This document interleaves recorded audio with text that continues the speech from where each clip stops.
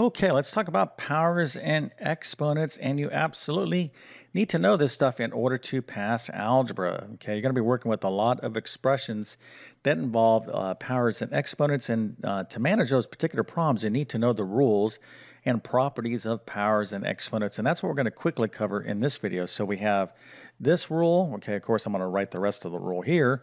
We're talking about how we deal with multiplying powers. Here's the division of powers. Here is when we take a power to a power. Here's what happens when we have a power to a negative exponent. And then here is when we have a power to the zero power, what happens in that particular case. So you're going to need to be very, very comfortable with these rules. And I'm going to quickly cover them in just 1 second. But first, let me quickly introduce myself. My name is John. I'm the founder of TabletClass Math. I'm also a middle and high school math teacher, and I'm going to leave a link to my math help program in the description of this video. But if you're having a difficult time in mathematics, it doesn't have to be that way. I've been teaching math for decades, and really, I like to think of myself as someone who explains math versus someone who teaches it, because teaching math, sometimes it can feel like you're reading from a textbook. What I like to do is break things down in super clear and understandable ways so anyone and everyone can understand. And anyone can, as long as you're willing to do the work. What you need is the right instruction. So if you're at the middle school, high school, or even college level, and you need help with your math course, definitely check out my math help program. Now, if you're preparing for any kind of test that has a math section on it, and a lot of you, even though you may not be preparing for this test right now, you will be taking a test like this in your future. I'm talking about things like the GED, SAT, ACT, GRE, GMAT, ASVAB, AccuPlace, or CLEP exam, maybe a teacher certification exam. I can help you prepare and pass those exams. If you homeschool, you definitely got to check out my homeschool math courses. I was just voted #1 for middle and high school mathematics by a major homeschool national publication. Very excited about that particular award. And if you need some math notes, I'm going to leave links to my math notes in the description of this video. But if you expect to do well in mathematics, you have to learn how to take excellent math notes.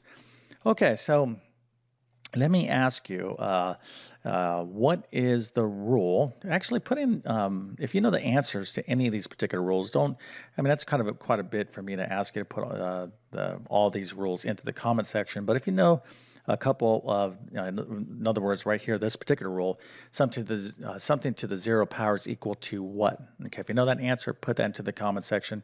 I'd be interested to see if you know this, okay? A lot of people are like, well, what does that mean? Well, I'm going to cover all this real quick, and this is just going to be a basic introduction to these rules. You're going to want to practice this, and let's take a look at a problem, okay? We're not going to actually do this problem because this is kind of pulling all those rules kind of together. But this is an example of the kind of stuff you're going to have to do in an algebra course, whether it be Algebra 1, Algebra 2, college algebra. It doesn't make a difference. You're going to have to be able to handle a problem like this. So let's just take a look at it. So we have different bases. We have a number, we have a variable, and this is going to be to this particular power. Then we're dividing it by these variables down here, and then this is actually division of fractions. And so we have this power to this power, we have another negative power, we have numbers, we have powers all over the place. So how do we manage a problem like this? Well, you're going to have to be able to handle this. And the first thing that you need to really understand is these particular properties right here in order to be able to practice and handle a problem like this. But this is the type of problem you're going to have to, oops, I didn't mean to go that far. This is the type of problem that you're going to have to be able to handle pretty confidently in algebra. So if this intimidates you, well, then just take a deep breath and let's start learning about powers of it and exponents right now. Okay, so let's talk about our first property. So we have a to the m times a to the n. What does this even mean? Okay, we have a and m and n. Let me just tell you the rest of this property. So this is going to be a to the m plus n. But what does that mean? So this is our first property of exponents. So we're talking about powers, a and m, or a and n. So a to the m power, this a down here, is really like the base. So for example, if I have 2 cubed, all right, this 2 represents the a, it's the base, and 3 up here is the exponent, that represents like the m, okay? So what this property is telling us, if we're multiplying powers, We're multiplying powers with the same base. So for example, if I have 2 cubed times 2 to the 5th, okay, so this would be like A and this would be like A. In other words, they're exactly the same. The bases have to be exactly the same. This is the bottom number. Okay, so if we're and this is multiplication now. Okay, so if we're multiplying two powers where the bases are exactly the same, what the rule tells us is we simply add the exponent. So here, this would be 3 plus 5, which last time I checked, I believe is 8. So this is 2 to the 8th power. Okay, so that's an illustration of that rule. Let's actually go ahead and do this with a variable example. How about if we had x to the 10th times x squared? So I'm like, okay, x and x, it's same base. I'm multiplying two powers with the same base. So this is going to be x to the 10 plus 2 or x to the 12th power. Okay. All right, so that is this first, this we call the product rule, okay, or how we handle multiplication of powers, products of two powers. Again, notice that in order to do anything here, we have to have the same bases. All right, so that brings us to our second rule, and that's the division of powers. And this is very similar to our previous rule. And the actual rule here is a to the m power over a to the n is equal to the a to the m minus n. So this is division of powers. And again, we have the same base kind of scenarios. Let me erase this here. And we can't, well, let me just go back one more example. What if I had y to the 5th times x squared? Okay. Can I do anything here in this particular thing? No, because these two bases are different. So there's nothing I can do other than just write this as x to the 5th x squared, just to make that crystal clear. Okay, you can't apply this rule unless the bases are the same. So let's go ahead and take a look at an example. What if I had 2 to the 8th over 2 to the 5th? Okay, well, if I'm dividing powers, what this rule says is you're going to take that same base, and this has the same base, again, 2 and 2. Okay, so here I can do something with this. So you start with the numerators, or I'm sorry, yes, the numerator's exponent right there. So the order is very important here. So m is the exponent of the numerator. I'm going to write that first. That's going to be 8 minus n down here. So in this case, it'll be 8 minus 5. So this would be 2 to the 3rd power. Okay, and if you think about it, 2 to the 8th is what? Well, that's 2 times 2 times 2 times 2 times 2 times 2 times 2 times 2. Let me see here. 1, 2, 3, 4. 1, 2, 3, 4. So that's 2 to the 8th. These rules are kind of common sense. And then here's 2 to the 5th. This would be how many twos? 1, 2, 3, 4, 5. Okay, so 2 to the 5th, 5 twos, 2 to the 8th, 8 twos. That's what it means. So we can actually cross cancel. We can cross cancel like factors, 1 for 1. So I can, this 2 will take out that one, da, da, da, da, da, and we're left with what? 2 times 2 times 2, which is 2 cubed. Okay, so you can kind of see that rule in action. Okay, so let's go ahead and do another example here with variables. And we'll keep it nice and simple. We'll say y to the 10th over y cubed. Again, division of powers, same base, y and y. So I can go y to the 10th minus 3, which of course will be y to the 7th power. And these are pretty basic examples, and I can get more sophisticated with the bases, whatnot, but we'll save that for additional practice problems. What I want you to do here is just get very comfortable with these properties of powers and exponents. Okay, all right, so let's move on. The biggest thing again here, remember, these bases have to be the same. Let's just make this point one more time before we move on. If I have x to the 10th divided by y squared, can I do anything with this expression? The answer is no, because these bases are different. I have an x here and a y here.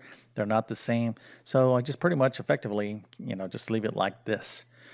Okay, so now let's move on.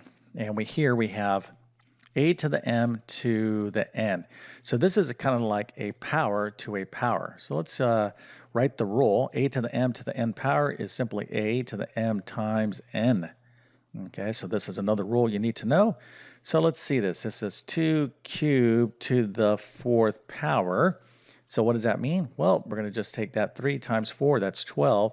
So that's 2 to the 12th power. And what does this mean? 2 cubed to the fourth power means 2 cubed times 2 cubed times 2 cubed times 2 cubed. This is 2 to the fourth power. If I was to write this out, this is what this means. And now take a look here. We're multiplying um, powers. They all have the same base, which is 2. So I can simply add up these exponents. 3 plus 3 plus 3 plus 3 is 12. Okay, so that kind of goes back to our first property.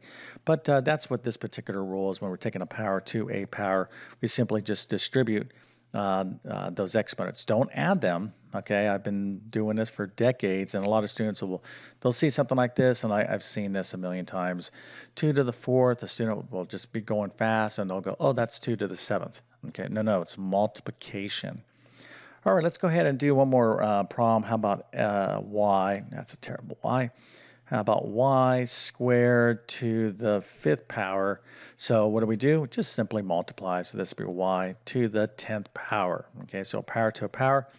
And one other kind of extension of that rule is if I have like x squared y to the fifth and have that squared, you can have multiple powers inside of here. It still works the same way. So this 2 times that 2 will be x to the fourth, and then this 2 times that 5 will be 5, so that would be y to the 10th power, okay? All right, so hopefully this was pretty easy, and now let's move on to our next rule.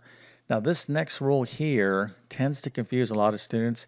I have additional videos dedicated on this rule by itself on my YouTube channel. Of course, I teach all this very, very thoroughly in my algebra courses, but let's just go ahead and talk about negative exponents. So a to the negative n is equal to 1 over a to the n. That is the rule. So let's go ahead and look at some examples. So 2 to the negative third power. So we're just going to follow a pattern here. It's just going to be 1 over, okay, we see here we have a to the negative n. We put that in the denominator, and this becomes positive. So this would be 2 cubed. All right, how about x to the negative 2 power?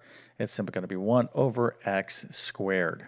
Okay, so hopefully that's pretty easy to understand, but let me give you kind of another way to look at this. Okay, and let's do it this way. Let's have x to the negative 7 power over 1. And then I'm going to have 1 over x to the negative 7 power. Okay, so here's how this rule works. So basically, in practicality, here I have a power with a negative exponent.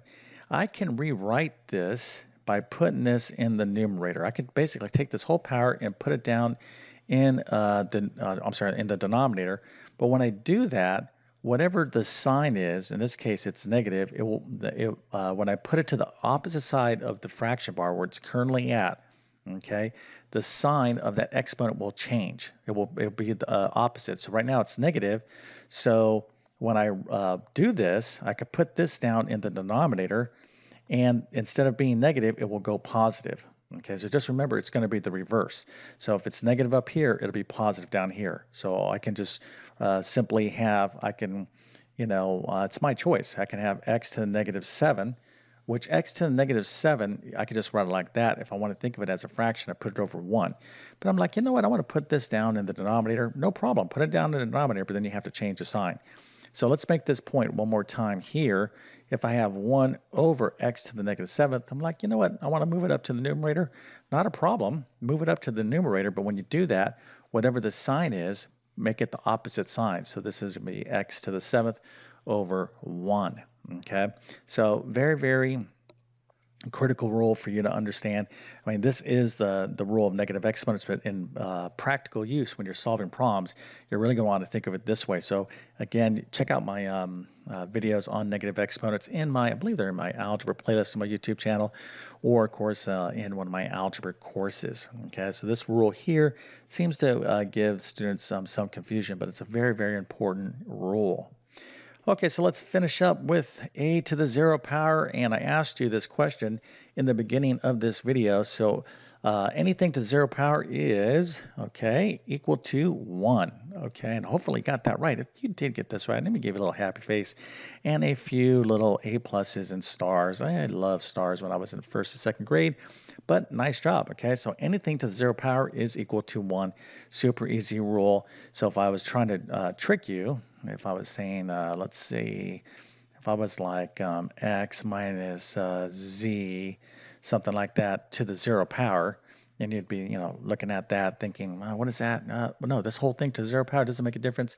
It's 1. Okay, so anything to 0 power doesn't make a difference what the base is. If it's going, you're taking it to the 0 power, it will always be equal to 1. Okay, so these are the rules, right? And these are some basic illustrations of these properties. But of course, as we get into, more problems like this, you're really going to have to master all these rules. And this is a process, okay? Just don't jump into starting a problem like this. Really do a lot of practice problems with your powers and exponents because you're going to see them over and over again in mathematics. Okay, this is not one of these things that you do once and then like you don't see again. Once you learn this stuff, pretty much every expression topic you're going to be dealing with is going to have some sort of powers and exponents involved. Okay, so it's super important to understand this stuff in order to pass algebra. All right, but if this video helped you out in some small way, consider helping me out by smashing that like button.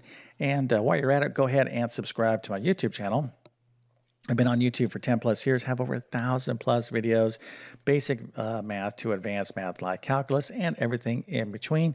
So if you like my teaching style, please take advantage of my content. I make these videos for you, but my best math help will be within my math help program. Okay, so with that being said, I definitely wish you all the best in your mathematics adventures. Thank you for your time and have a great day.